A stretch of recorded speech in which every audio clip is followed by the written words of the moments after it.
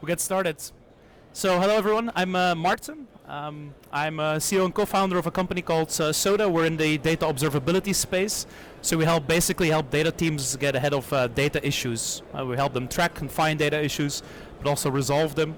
And I personally have a background in data management. And the earlier part of my career was mostly focused on data discovery, data search, basically glossary, lineage, data classification, and these types of capabilities.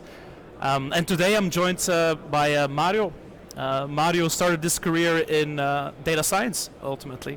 But he quickly evolved into more of a product management role around like any data science or ML-driven products. And today he's heading up the product team for the data platform at HelloFresh. And of course, HelloFresh is a company that I think many of you guys already know. They've grown very significantly in in the last years. We were both, like, when we were looking at the numbers, a bit shocked, a bit surprised. So Mario, would you mind maybe starting off talking a bit about HelloFresh as a company, but also I think interesting would be like the composition of the data team. Like, it's actually HelloFresh is bigger than most people think. So we're active in 15 different countries with a couple of different brands. Maybe.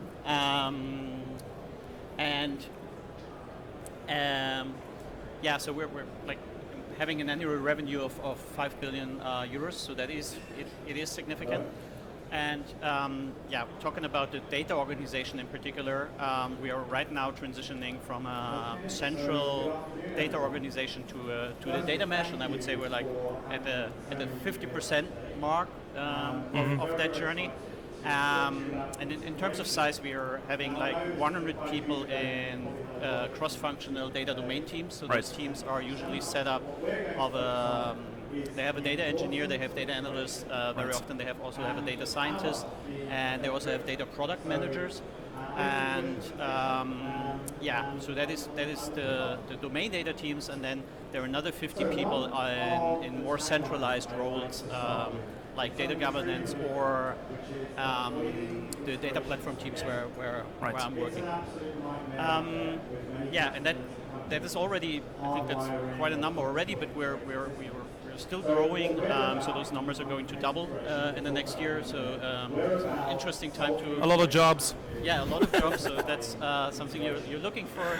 Come see me after the talk. Awesome. But it also, of course, comes with a lot of interesting challenges, right? Yep. So we're like not only the growth, but also the reorganization. Like data quality is definitely one of them. Yes. So if we unpack that a little bit, it's like data quality and the context also of data mesh. What are some of the key things we should be thinking about? So I think you can break that down into three different aspects. So one is, of course, data product thinking in those cross-functional domain data teams.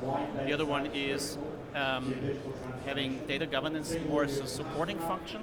Yep. And the third one I would say is like establishing or providing a self-serve data platform to enable the teams. Yes, so I think it would be great if we kind of zoom into each and every one of those. So if we start indeed with data product thinking. So how does that work?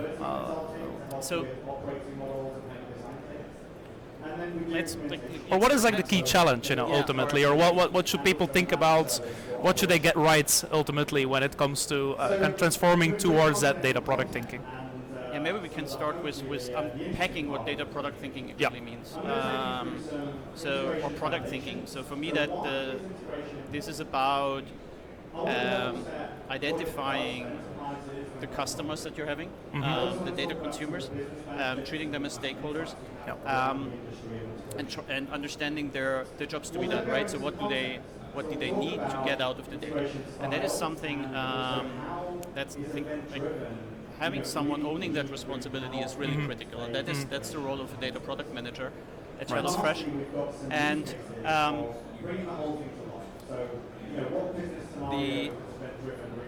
now I lost.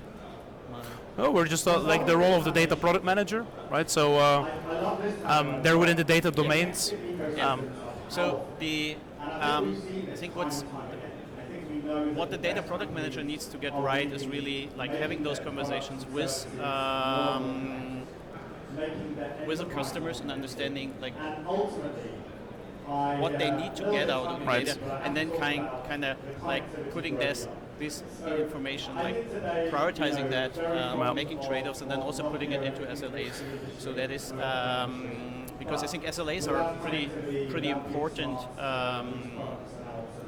artifact here, or a pretty important tool to create alignment between data producers and data consumers, and also to establish trust in the data that the data team is providing. So if I would take that into like a real life example, you're within a data domain, so you're, for example, within, you guys have a supply chain management, customer domains, so you're deriving some data sets, maybe from another source, maybe it's from another team. So you're building a derived product ultimately, and then when you want to share that data back into in the organization, you become kind of responsible for, you become like a product manager of that data set. Yeah, and then you have like all these other parts of the organization want to use that data. So it's kind of the role of the product manager to make sure that data actually meets or fits the purpose or fits the requirements of the internal consumer, as it were. Yeah, exactly. Yeah. So to kind of pick up your example of the supply chain analytics team, that's one of the biggest data domain teams that we're having actually. And one of their most important reports there is, or data product is the error reporting. Right. And I think that's actually a good example because what does an error mean? So that is something which is highly context dependent, right? Yep. So like all data consumers, they may have a different understanding about what an error in the supply chain is. So kind of just distilling that information and then like using that input to define data products, and then also to be explicit about what those data products are providing. That I think that's the role of an SLA here. Gotcha. That's why I think that is such an important tool. But you use a scary term, SLAs. Yeah. Like this comes like from software engineering product world. So if we kind of apply that to data, you know, what does that look like? So those are internal SLAs here, right? So that's I think that's important to understand as well. And I think there are two very common misconceptions about SLAs that I'm hearing when I'm talking about it. So one is like it's very often I think confused with data contracts. Like a contract is something that is a mutual agreement. Yes. So an SLA for me is more something that is really owned by the data product manager. So it's that person that is responsible for as I already said, like collecting the input from all the stakeholders, prioritizing them, and then being explicit about what they're going to provide. So that's much more about alignment. And the other one I think is that, or the other misconception is that it is very often used, or people think that it is used as a means of control rather than for alignment, or even for blaming or finger pointing, right? Yep. And I think I believe that this is why we're, at least in my bubble, we're seeing like somewhat slow adoption of SLAs. Right. And I feel that is something where data governance actually can help, right? Yeah. So I think the role of data governance here is to distill or to help teams understand what an SLA means in the context of that organization, and kind of just provide organizational expectations and clarity for the teams. Makes sense. So an SLA ultimately as an example will be, hey, my data needs to arrive by 9 a.m. in the morning because I have X use case, I'm going to run this report, or it needs to be complete in these areas because I'm relying on these columns, for example, in the data sets. And but that's indeed, actually where product thinking comes into play again, right? Because like also an experience that I've made is that when you start talking about SLAs to data teams, like they all hear something like really huge and complex. And they're a little bit intimidated by that. But like the product approach to that really is like just what you said. Like start simple, start small. The if basics. you can commit to having a data set available at 8 a.m. in the morning, and take it from there. Valid order IDs, just write it down, and you already have an SLA, and then you can build on that, right? So this is how we try to do that. Makes sense. I mean, you also talked about data governance. This is also like the term that scares everyone. There's like, oh no data governance. Yeah. But to me, data governance is a lot about change ultimately, right? It's about changing behavior, and it seems like that can have a nice role with this introduction of SLAs as well. So it's kind of a nice segue to our to the second point you mentioned earlier, the second aspect, which is all about data governance. Can you maybe elaborate a little bit on that? So I think data governance still, like even in the data mesh, plays a very important role, and also in the, of course in the context of data quality. But it's not so much as a gatekeeper, but more as a supporting function, right? Yeah. So I think very much like if you are familiar with how DevOps evolved, so like for me, data governance is something like data governance needs to change in a way as the security function has changed in DevOps. So like you need to shift that left, support teams in making the right decision and not being a blocking function. To maybe elaborate a little bit on that, I think there are two ways to think about that. So one is top down. So data governance needs to like distill the organizational expectations about, for instance, what good data quality looks like, right? So this is something like everyone will have an intuitive understanding about it, but that may be different for different people. So kind of just being explicit about it, what in our organization, in our context, what does high data quality means like? That is something that data governance needs to do. So they have to distill this into policies and guidelines. And with those policies and guidelines, they can support, or they will support domain data teams with clarity and the context they need to make the decisions they need to do. It's a bit like they have to help think about the framework. How do we do this in the organization? How do we roll that out? That's like more of the kind of the top-down almost motion of what data governance can take up as like a team as a responsibility for them. So maybe I can share how we do that, or like one example of how we do that at HelloFresh, because I think I like that. I really like that. So we have a data product certification process, which is a terrible word, but the idea is that it's nothing mandatory. So data teams, they can request their data products to be certified, and then there are different tiers like bronze, silver, and gold that come with different expectations. And so kind of that is, I think, a very tangible way for data governance to provide clarity to the teams in terms of what's expected from them. So that is nice. You use a term, I think, when we were talking about like you position governance with. I don't know if you recall, you had a term that you used internally quite frequently to make governance more palatable, more understandable, or more practical in the day-to-day. You called it data governance. I think we forgot about it. Well, might come back later. Yeah. Okay. So great. That makes sense. So both like the top-down, but bottom-up. What I really like about this is that governance is not like it's not like a stick necessarily. It's simply a framework. People can do it. So you enable them, you make it easy to, for example, go certify data sets. It's good practice, and you make that kind of visible in the organization as well. That seems like a very kind of a good way to go about governance in the context of a data mesh, without it being too much policy control and slowing down, because people often get the perception that they're slowed down by governance. So here you're enabling them ultimately with the tools and techniques to do the right thing when it comes to data. So maybe, like you already mentioned that, right? So you talked about visibility, because I think that's the bottom-up aspect here, and that is, I think, overlooked very often. So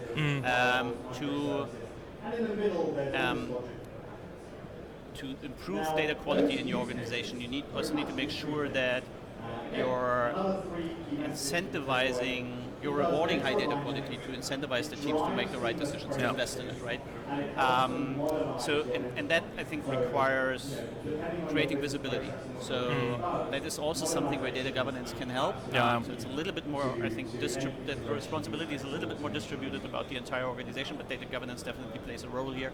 And I think this data, like at HelloFresh, that data product certification process also helps a lot, because like as soon as you have something like gold standard data products, you have a way to, you can celebrate it, right? Yeah, so if you have a new one, you can celebrate the team for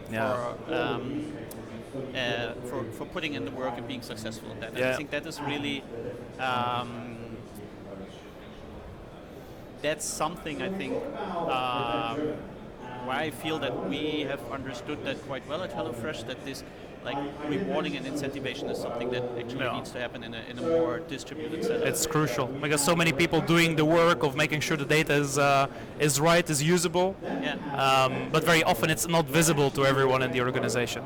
So celebrating that seems, and getting a gold medal on your data set, it's kind of nice. I like it. Maybe to kind of segue into the third piece, which is all about like the self-serve platform. Would you kind of talk a bit about like that concept in data mesh, like self-serve platform? What does that mean? And then maybe in a second phase we can go into kind of what that means in the context of quality. So we talked a lot about cross-functional domain data teams, right? And this is all about autonomy. So you want to have autonomous teams because they're fast, and so that's what you're optimizing for there. But there is this saying that like autonomy without alignment is anarchy, right? So you want to like your data platform needs to respect both of these aspects, right?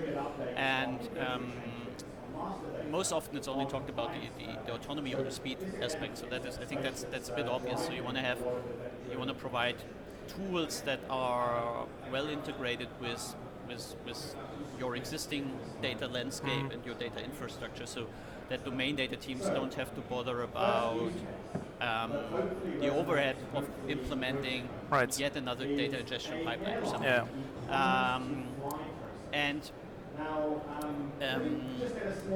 But the alignment aspect I think is equally important, right? So those tools, they should also have governance built in, and they should have interfaces for global monitoring of policies, or to put that a little bit, or to be a little bit more concrete about it in the context of data quality. You want to have it should be like really easy for teams to set up data quality tests or checks or expectations, whatever you want to call it. But at the same time, like the tooling that you're providing should also enable global monitoring, because you want to be, as an organization, you want to be able to set data quality OKRs, right? So you want to steer that. You want to understand like how is the adoption of data quality monitoring in an organization? Is the data quality getting better? And so I like to call that governance by convenience, because I think that that was the term. That was the term. Okay, that governance by that convenience. quite well, right? So I want to, like me as a product manager for the data platform, that is what I want to provide. I want to make the right way the easiest way. So to have have governance built into those tools. Yeah, makes sense. So ultimately, it should be kind of easy to pick up for everyone, easy to do. It should have the governance principles in it, so that users don't really have to think about that. So that makes all sense. It makes it extremely self-service. You don't have to go figure out new technology or anything. You could just take it off the shelf. So that makes a lot of sense. Great. Should we go into kind of wrapping up and segue? Yeah. So what would be the takeaways if you in your words? So I think I think you can summarize the philosophy of HelloFresh here basically in three short sentences. So we want to enable and reward domain data teams for investing in data quality. That's kind of the product thinking aspect here. We want to have, we want to provide data quality. We want to provide the right tools so that they can do that without too much overhead. And then we feel that we can actually leave the rest to the team. So they have the context they need and they have the tools they need, and then they're set up to be successful because, of course, they're at the front line and they understand the problems of their domains best, right? So that's the whole idea of the data mesh. Makes total sense to me. We're there's a Q&A section, of course, but maybe before we go into that, just FYI, we have if you want to learn more, I think Mario and I will be also available after the Q&A at our booths, 3 to 8 at 5 p.m. We have Belgian beers. A lot of the team is from Belgium, so we've brought some goodies. We're doing some live coding sessions, so we like to go hands-on for those that want to kind of explore the technology and a bit, maybe ask questions to any of us or the team. So that's a bit of a preamble, but of course I think we have 10 more minutes for any questions. So feel free to shoot. I don't know exactly how that will work, but we'll take questions as they come. But you actually have the full customer record. So the first event tells you a customer. Yes. The second enrichment or mediator pattern. We have a mic coming. Hello to say, here's a customer record. Oh yeah. Can you hear me? Cool. Thank you. Can anyone hear me? Yeah? Yes. We haven't rehearsed that, so... Okay, can you hear me? Yeah, good. Hi guys, thank you for your presentation. I was just wondering if you could tell me what kind of difference Soda has made to you guys at HelloFresh. So what's the impact been of having that in your business? So, it's awkward listening to myself. Totally. So what difference has Soda made for us? So we were... So I talk about the data product manager, right? So that's a pretty central role in how we think about domain data teams. And they're responsible for data quality. So we were looking for something that is accessible to people in that role. And at HelloFresh, that are usually people with an analytics or a data science background. So they are very comfortable with SQL, but they're not necessarily very comfortable with writing code. So we were looking for something that is that was providing a SQL interface. And also we were looking for something that provides a lot of flexibility in that layer, because like one check which I usually pull up when that question comes up is like there's a lot of the checks that we have implemented. There's something like a check for a valid recipe. So this is like, it's a very HelloFresh thing apparently, and also the SQL is everything but obvious. So that is something where it was important for us that the data quality, that the data product manager can actually express those things. And then basically why we decided for going with a provider instead of doing that ourselves, because I think it's implementing data quality checks. I think that's something which is, well, forgive me, but that's something you could probably do yourself. But all the monitoring of that, the user interfacing and all of that, that is something I think that needs a significant product investment actually, right? So like, how do you help people understand the significance of a problem, the temporal development of a problem? So that is something that is, that's also something that is not very unique to HelloFresh. So I think that's something that is very similar in a lot of companies. So this is why we think that it made sense to go with a third party there. They are there. You have to really speak to the right people. We have another question? Sorry.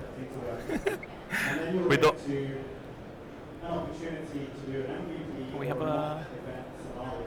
Can you? The HR scenario I yes. just described, it'd be great if you take that away to your organizations and talk to your HR IT teams Hello. and say, I'm just wondering, in terms of the enabling our systems automatically people to get certified rather than forcing it, does that come from So it's Soda important to find that in use terms case of and do a multi-service service. the think And is then, you positive can lead on to impact? building a whole Is it to business try case and get for more engagement? investment in the right platform to go and Do you think help it works you better become than an the event. essentially? So that was something we were having before, and it's also not only covering data quality. So it's also covering actually the bronze certification, right? As of now, doesn't require data quality monitoring, but like it requires to have lineage somewhere and things like that. So that was something that is somewhat independent from data quality, but of course data quality plays an important role there.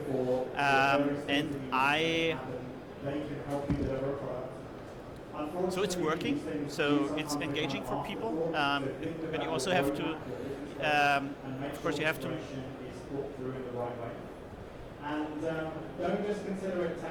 So we're gamifying that a little bit, right? So we have a badge on Slack. So like you can, like if you're getting certified, you can put your badge next to your name or to your team. So like I think that's also important, that you kind of create the visibility, make it, you gamify it a little bit, just make it nice. And so far it's working. I think another way to answer that question is like once you committed to decentralizing your data organization, I don't think there's another way. So you cannot have like a real, or it's hard to imagine like having more like a data quality gatekeeping function in that setup.